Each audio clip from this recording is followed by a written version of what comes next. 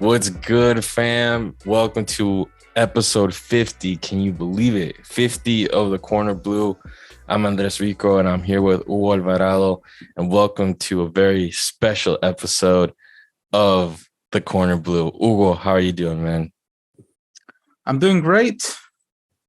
A lot has happened since the last episode. We were kind of hiding under the cave for a few weeks, but here we are. It's been tough times. Let's No, just for say sure. that. It's been tough, I think, for all of us who love and support and try to contribute to the sport in El Salvador. It's been quite rough in the last couple of weeks. Literally. So last time we were recording right before the U20s did their thing. Unfortunately, they did not make it to the next round, as most of you know. And then shortly after, the whole situation with the FESFUT and the new board being up for election, and then Indes taking some steps because of FESFUT not adhering their bylaws to a law that was passed in El Salvador, La Ley de los Deportes. So basically what's happened is, and we've been discussing this along the way for the last couple years since we started the podcast, where there was this discrepancy between the bylaws of the federation versus what they needed to adhere to due to the passing of La Ley de los Deportes in El Salvador. And it was something that wasn't resolved, even though the writing was on the wall, where the government basically was asking all sports federations to adhere to their statutes or bylaws in terms of protocol, elections, transparency in terms of where funds was going, etc. And FESFUT was the last holdout in terms of basically adhering and drafting these bylaws to match what the government was expecting of them, under the proviso that they had their own bylaws that were recognized with FIFA's, and thus they answered to FIFA and weren't concerned with adhering to the law of El Salvador. Anyway, this was a stalemate, standstill. Basically, one side, in this case, the president of Indes, Emil Bukele, was mentioning that if they did not adhere to these bylaws stated by the law of the country, that once their credentials would expire, as of now, basically, July 31st. that they wouldn't be renewed, in the sense that this entity, the FESFUT, would not be recognized by the state to represent the country officially. So that's one aspect of things, where there was that expiration date due to not adhering to the law of the nation and sticking to FIFA's statutes or bylaws.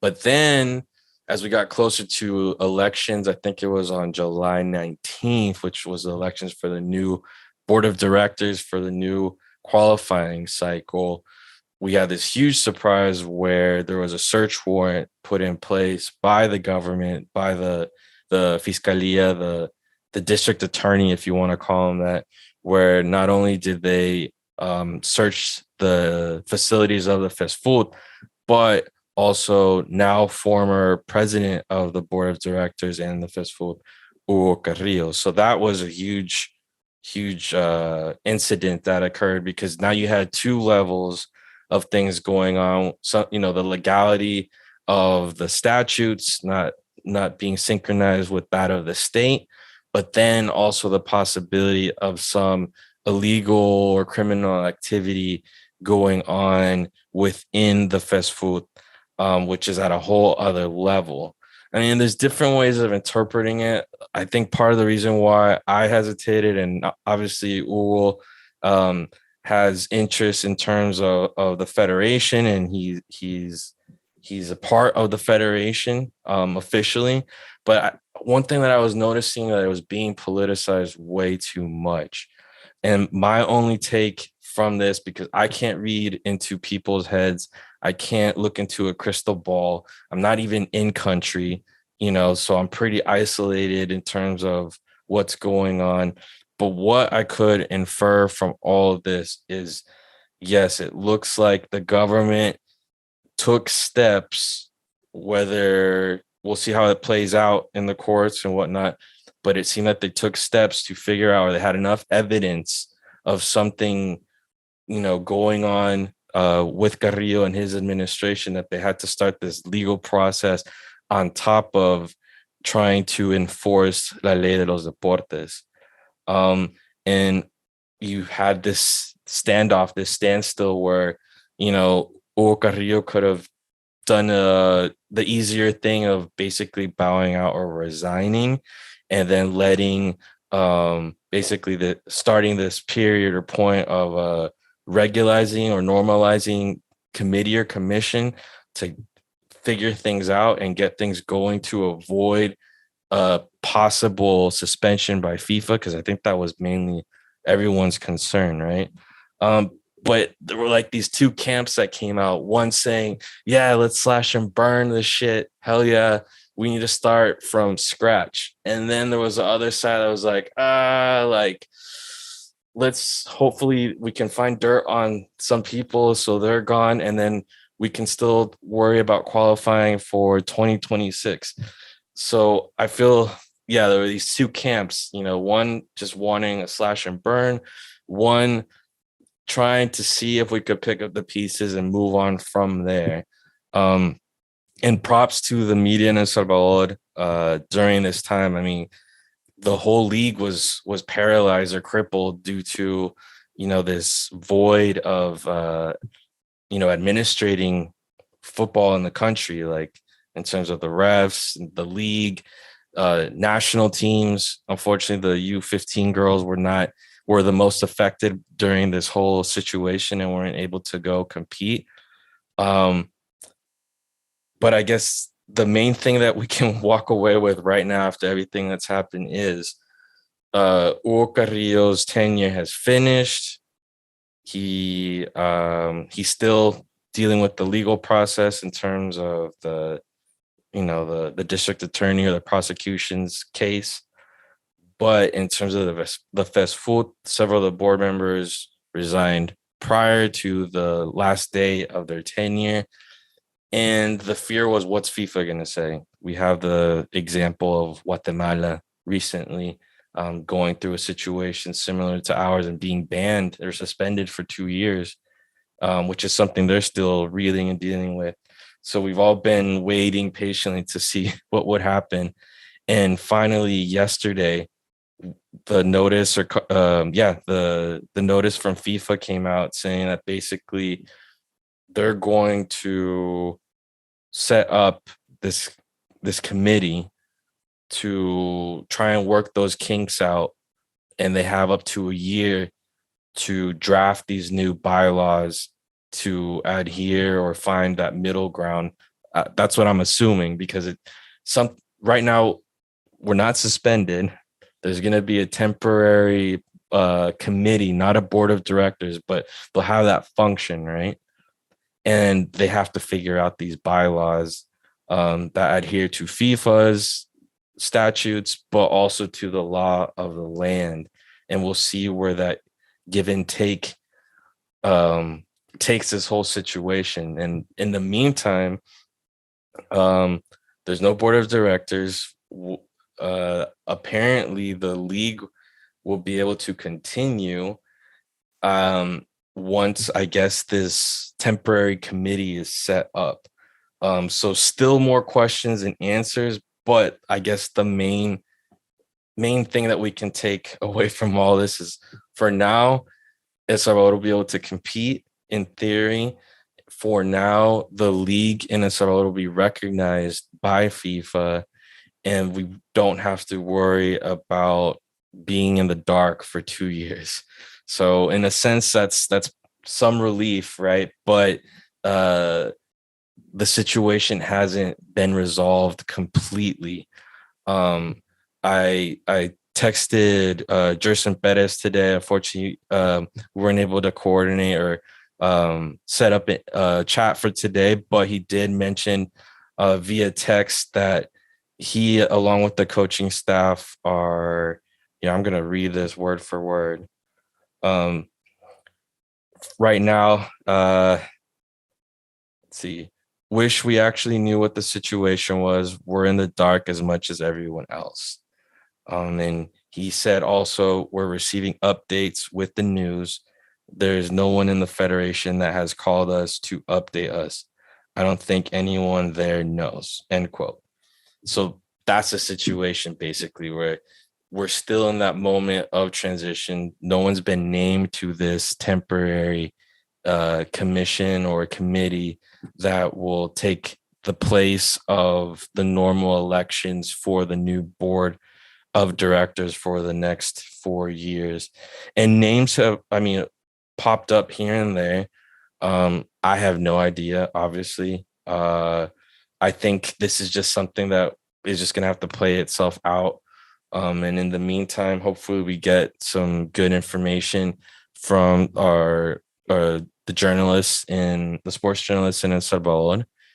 But for now, how are you feeling? Because, this is a complicated situation. Since we last talked, Diego Enriquez basically was out of the federation and, made that press release mentioning what the situation was.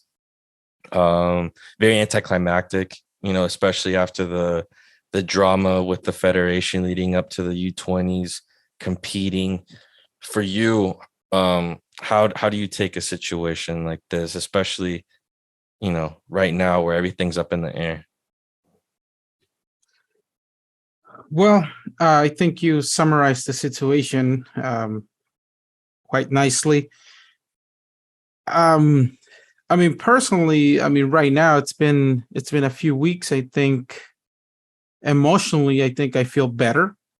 And especially after FIFA's letter yesterday, I don't think that anyone who really loves the sport and wants the sport to improve in El Salvador wants a suspension. I understand people get upset after everything that has happened throughout the years, and there were those who say this is the only solution to suspension. I'm not one of those. Well, I was not surprised in a way. I spent the week leading to that in El Salvador. Just vacationing with family, and I knew that at some point, we were gonna hear something about the situation in El Salvador. I'm in a interesting place because I'm gonna do what I do no matter what. I did it for 10 years without having any official recognition.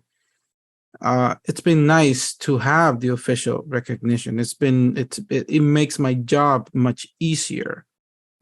It's good to be part of it. It feels good to be part of it. So, and with Diego's departure, it's a huge setback. It's huge. I mean, people who've known me, for the last 11 years, I did this for, I don't know, 10 years before Diego came in. And it was a process of years to bring one player in. I'm not exaggerating. Zavaleta is an example. It was years. And when Diego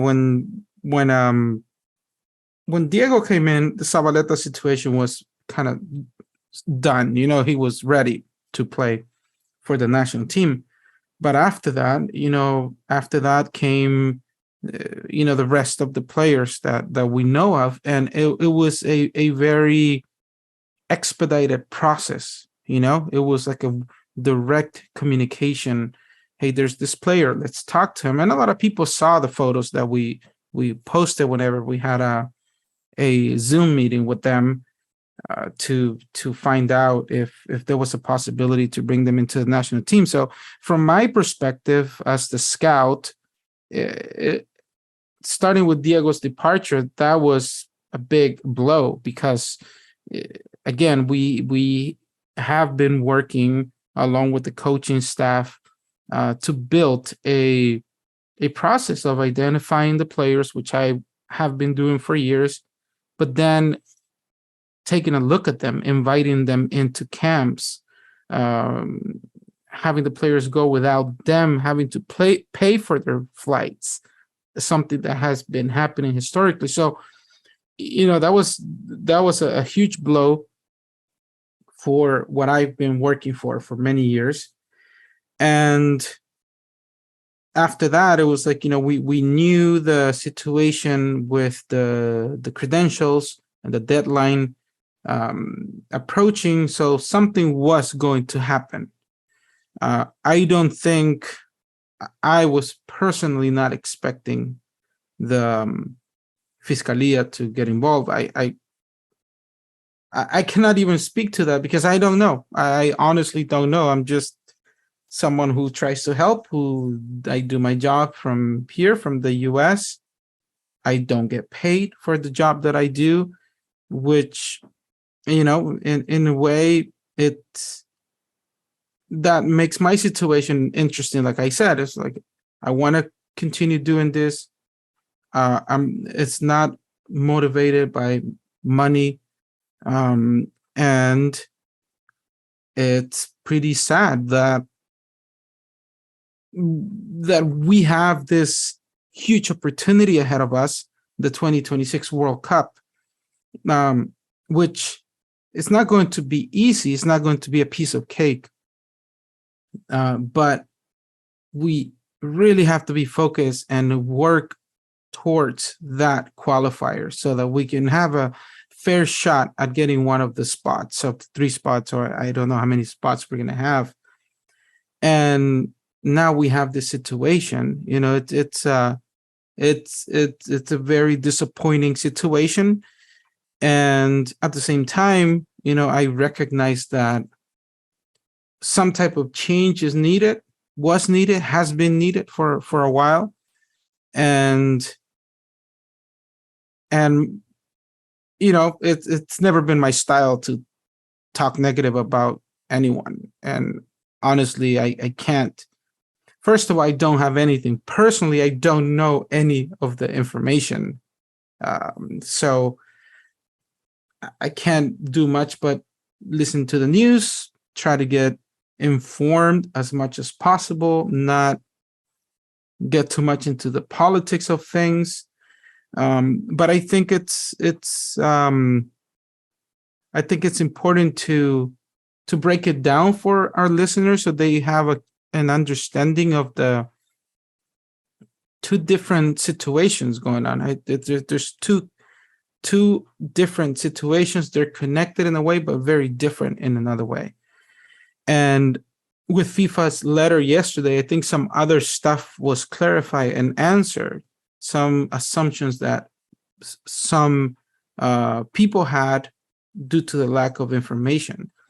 But which were the part where some thought that for the last 3 years or 2.5 years, fast food was not doing anything to try to fix the situation. But after the letter yesterday, we found out that there's been a series of conversations via email, in person, between FIFA, fast food, CONCACAF, Indes, and they got to a point in which certain laws of FIFA cannot be changed, because that would be a direct involvement of a third party, and that's not allowed by FIFA.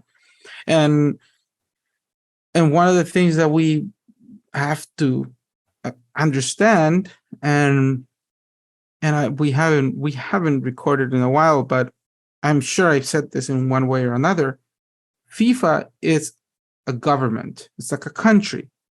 except that instead of controlling one state, they control the entire world of football. And all the federations are like little, let's say, use the United States as an example. Each federation is a state, and you have to follow the federal laws. You can have your own laws, but there's a set of federal laws. There's the Constitution, and that's kind of how FIFA is. So they're a government of their own, with their own laws, and they don't let other people tell them how to run their business. And it's going to be interesting to see how things unfold, because based on what I read on the letter, things got to a point in which FIFA was no longer willing or able to negotiate anymore. So FIFA is done. FIFA is like, it's important for people to recognize that we don't have to be members of FIFA. But if we're not members of FIFA, we don't belong to the soccer world as we know it. We don't play qualifiers. We don't have a league that's recognized by FIFA or a league that's able to compete in like the CONCACAF Champions League. Players, it will be very difficult for players to be transferred outside of the league. We can have our own little league going on, but there's nothing more to it. But that's where I want to go in terms of breaking down the two situations. So one situation is the legal issues that the federation and the committee and its members had legally in El Salvador, and the fact that the government through INDES decided to get involved. And then we know that was potentially creating a situation in which we were going to get suspended.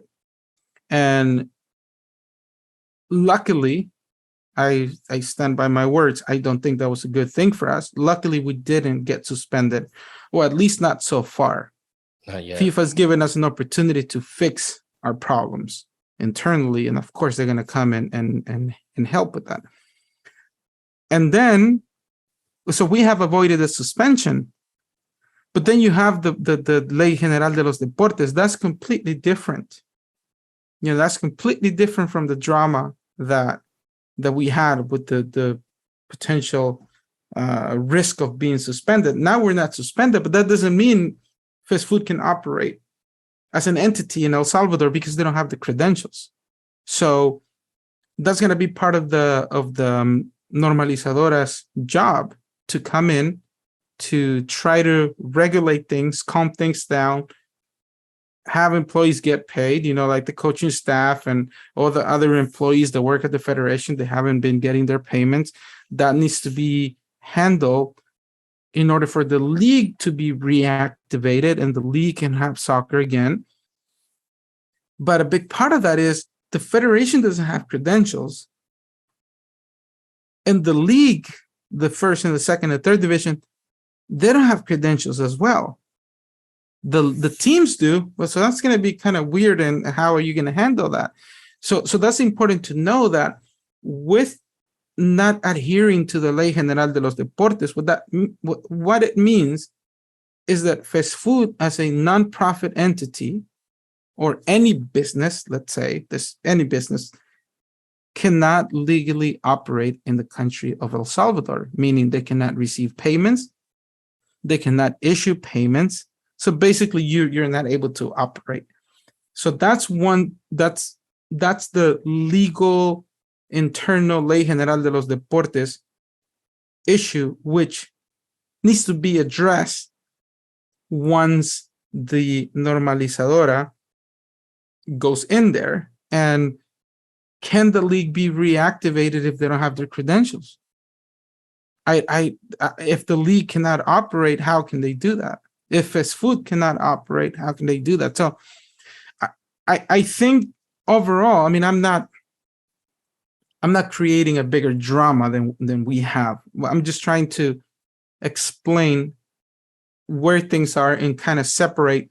There's the FIFA situation, which we received good news yesterday, but then there is the adhering to the Ley General de los Deportes so that FESFUT, the leagues, can get their credentials and they can operate.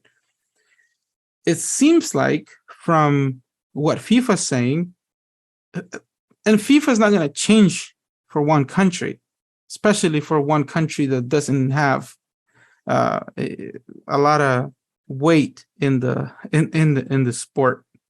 That's the reality. Let's just remember the Arturo's case. They wanted to change the rules for us. It wasn't until some African nation needed that same change that we needed. They changed the law, and then Arturo became eligible to play for us. That's the way it works. But there are certain things, especially the items that are discussed in the case of El Salvador. I don't think FIFA is going to change any of the rules. So what needs to happen? What needs to happen is that some members of Congress, of Salvadorian Congress, they need to propose a change to the legislation, to the Ley General de los Deportes, to make some type of exception for FESFUT, to be able to operate. And I think, at least I hope, that with the members that are no longer there, with them being out, that there will be more opening from Indes or Congress to make amendments to the law To play so that nice. so that we can play again. And that's basically the way this is going to get fixed. And then there's the other one that I'm going to get a little further into, or at least just explain a little bit more. I'm curious to see how the members are going to be chosen, because it happened to us years ago with Reinaldo Vasquez. Reinaldo 2009. Vasquez was the president of the Normalizadora. He's in some prison in New York right now. So, and who chose those members? The same members that were being punished were the ones in charge of selecting the members of the Calvo Normalizadora. was the president, and then he formed part of the Normalizadora. Then something similar happened in, I think it was 2000. So this has happened before. And I think that's where a lot of the slash and burn people kind of get their fuel from, in that sense that, in this utopic, actually it isn't utopic, it's pretty dark, but that for them, with all the history of mismanagement, corruption, whatever you want to call it, that it'd be better just, this intense consequence of cutting the cord for a couple years and leaving space for outsiders, newer generations, people with different ideas, or people prepared in a different way, to come in. That would be one way of cleaning things up, right? The draining of the swamp. But I think in this sense, considering that you can't, these people aren't going to just pop out of nowhere. They don't exist in like a vacuum. I don't know. It sounds like I'm being pessimistic, but it would be a very interesting situation if, somehow these messiahs of football exist in El Salvador, or business administration or sports management somehow came out from the woodworks all of a sudden and helped guide, the trajectory of this soccer that's been forsaken for like 40 years now. I don't know. I don't see that happening. I've always thought that it had to have been something with in-house. And I mean, we look at the Carrillo administration. I'm sorry, like this whole time you look back at the fiasco with Roca. You look at the fiasco with Lara. You just see a trend with these boards of making decisions that there's no room for them if you're trying to create a professional environment, if you're aspiring to great things.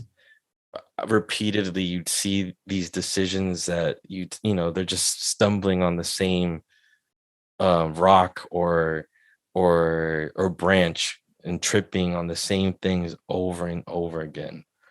So at this point, once De Los Cobos was brought in, like I mentioned previously, to me it was a PR move and it did not work out.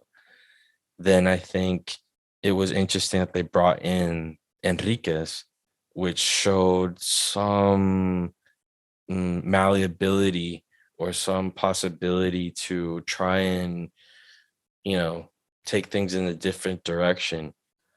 But I think the festival, in spite of itself, ended up tripping on the same mistakes, and that's why Enriquez ended up departing from the federation, and they left it in shambles. I think they prove that there's that possibility of building something within if you bring in outside people or people that are prepared or people with a certain vision. But at this point, I don't know who's next in line. Our soccer is very, very reminiscent of our society. It's a reflection of our society, and we all know some of the things that go down there, the modus operandi. And I hope somehow that people that are able to see, if they want to make money off of soccer, that's great, see it as a business, but manage it properly, aim high. Because so far we've just seen Walmart budgets, chump change being tossed around, and people conforming to a Walmart budget and making chump change, legally and illegally off of soccer. And instead of mooching off of the sport, you got to build it. And I think this is an opportunity to do it. And I hope it's taken, or else we're going to have another 40 something years of the same bullshit. So we'll see. Yeah. Let's see. On a positive note, I'm optimistic, and I have a different sense, even though I mentioned that in the past it was the same people who were in charge of choosing the members of the normalizing committee. But something feels different this time. And I think there are capable people. Diego is one of them. And I just say this because in the little time that I got to work with him, and I think what we saw, things were moving in a good direction. Obviously, you're not going to change in 1 year. You're not going to fix the mess in 1 year, a mess that you've had for many decades. But I'm just throwing him as an example because he's an example of an outsider who came out of nowhere, who proposed a plan, and the role was given to him. And we started to see different things. There were more sponsors. We started seeing more players from abroad come in. He brought Hugo Perez. There seemed to be more of a coordination between the senior team and the youth levels, and giving opportunity to young players in the senior team. Harold Osorio, so it's a clear example of a player that was just there in the reserves and nothing was happening until Hugo Perez saw him and called him up to the senior team. I think I heard yesterday that he didn't even have a contract when Hugo called him up, and now he was just sold to Chicago Fire. So some good things were being done, and I think that because we've had many experiences of this for many years, I think it's pretty clear that probably not the answer to all the problems, but a huge chunk of at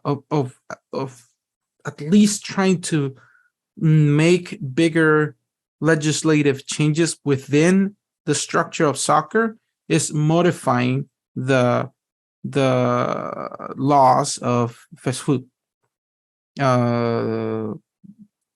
to design them to be more pro supporting the sport and growing the sport and allowing for other people who are qualified to be able to run for those positions and not keep everything within the same structure. Because a lot of people may say they were blaming the current members of the committee. Well, fair enough. But who's choosing them? Who's voting for them? And the ones who have been voting historically are still there.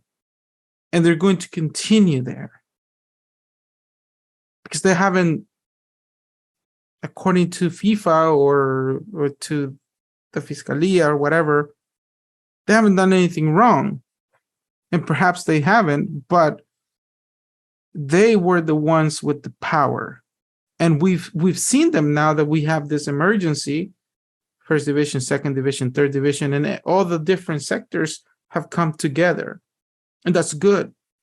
But let's hope that it's just not for this fire, just not to put out this fire, but in fact, do something. I think everyone knows, fans, journalists, and other people who are highly involved in the sport, they know that a big problem is the way those laws for voting, for electing new members of the committee, including presidents, the way they have been written. And I think I think that whoever joins the normalizadora, I hope they know that part, so that could be one of the elephants in the room to address immediately.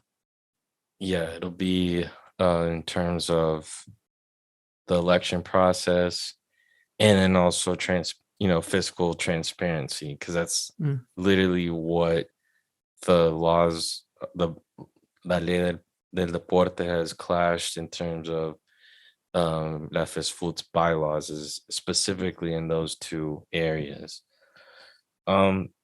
So I think we're gonna leave it like that.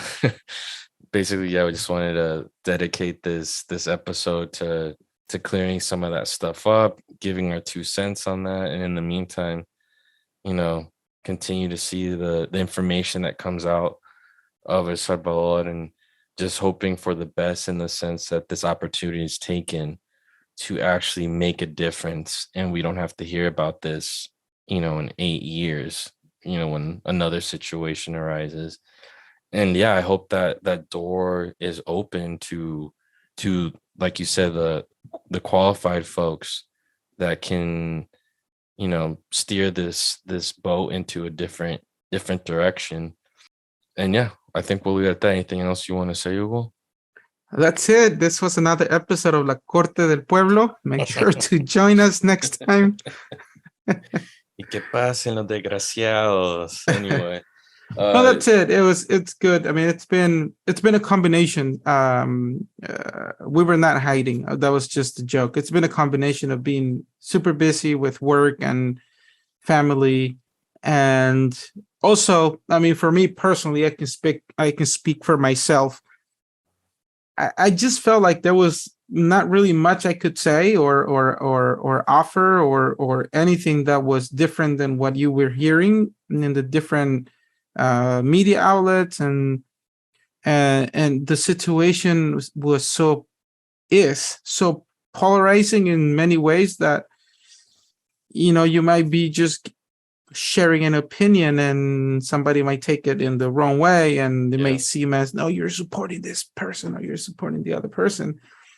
And sometimes, it's just at least the way I view it, sometimes it's better just to take a step back and observe and see what's going on, and go from there. And at least for me, that's part of what I've been doing. And in addition to, like what I share about, emotionally, it's been a bit sad because of the, at least personally, the high hopes that I have for the 2026 process, and thinking, oh God, that might be just completely ruined if we get suspended. Just the thought of that has been pretty sad for me. So there you have it, folks. Yeah, Salvadoran football, soccer got his diagnosis, and it's not dead yet. But let's see, will it have the right proper treatment moving forward, or is it just going to be a little Pepto-Bismol, some Vicks, and back to the same old? That has yet to be resolved. In the meantime, I'm hoping that all the players get on the pitch soon, that there's some semblance of normalcy in terms of getting paid.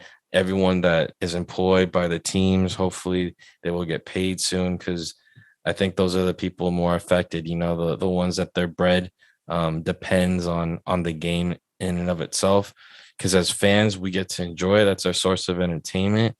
But, it's entertainment. It's not our livelihood on the line. So for all those people affected, I hope for them, for their sake, that things are cleared up sometime soon. Let's see.